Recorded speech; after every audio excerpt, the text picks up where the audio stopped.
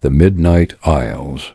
The Walmart store on the outskirts of town was supposed to be open 24/7, a haven for night owls and early risers alike. But when Sarah pulled into the parking lot at 2 a.m., she noticed something off. The fluorescent lights overhead seemed to flicker in sync with her heartbeat, casting eerie shadows on the deserted aisles dot as she wandered through the empty store, searching for a late-night snack. Sarah began to feel like she was being watched. Every creak of the floorboards made her jump. Every rustle of packaging seemed amplified. She quickened her pace, her eyes scanning the shelves for the security cameras that surely must be watching her. But as she turned a corner into the electronics department, she saw it.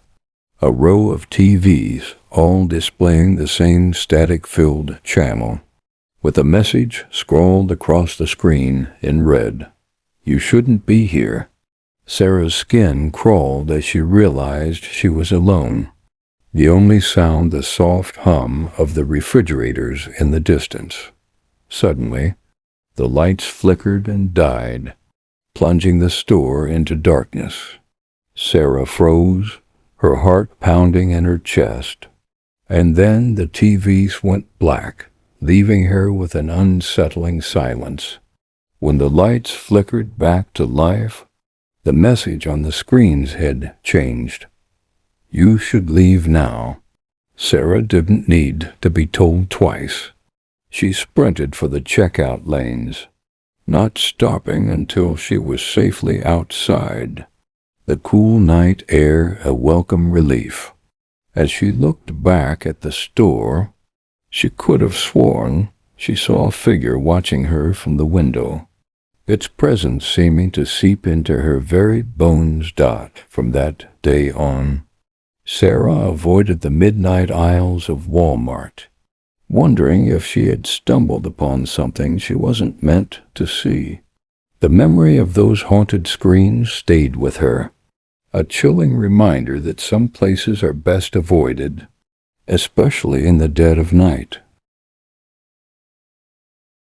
The lost aisle. Emily had been shopping at the local Walmart for years, but on this particular evening, she stumbled upon something strange. As she wandered down an aisle she had walked countless times before, she noticed it seemed longer than she remembered. The shelves stretched out before her, disappearing into the distance. Curious, Emily walked further down the aisle, her footsteps echoing off the shelves. The products seemed to blur together, canned goods, cleaning supplies, and toys all jumbled together. But as she turned a corner, the aisle seemed to shift and twist, leading her deeper into the store. She passed by mannequins in strange poses, their faces blank and unseeing. The air grew thick with an otherworldly silence. Emily's heart began to beat faster as she realized she was completely alone.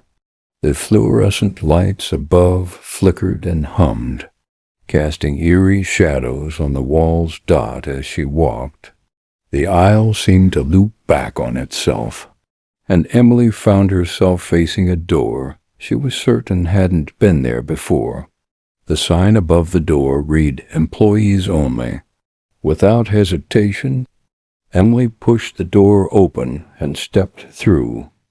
On the other side, she found herself back in the electronics department, surrounded by the familiar glow of TVs and gaming consoles. But as she looked back at the door, it was gone, replaced by a seamless wall of shelves. Emily's mind reeled as she realized she might never find her way out. The store's intercom crackled to life, a disembodied voice echoing through the aisles. "Welcome to Walmart, where the shopping experience never ends." Emily's skin crawled as she wondered if she was trapped in a never-ending loop of aisles, forever lost in the labyrinth of the store. The shopping cart mysterious trail. It was a typical Saturday afternoon at the Walmart store on Highway 12. Shoppers bustled about, filling their carts with everything from groceries to electronics. But amidst the chaos, one woman noticed something peculiar as she walked down aisle 3. She saw a shopping cart abandoned in the middle of the floor. What caught her attention was the trail of carts behind it, each one perfectly aligned with the last, stretching all the way to the back of the store. Curious, she followed the trail, weaving through the crowded aisles. The carts seemed to lead her on a wild goose chase, circling around displays and snaking through the produce section.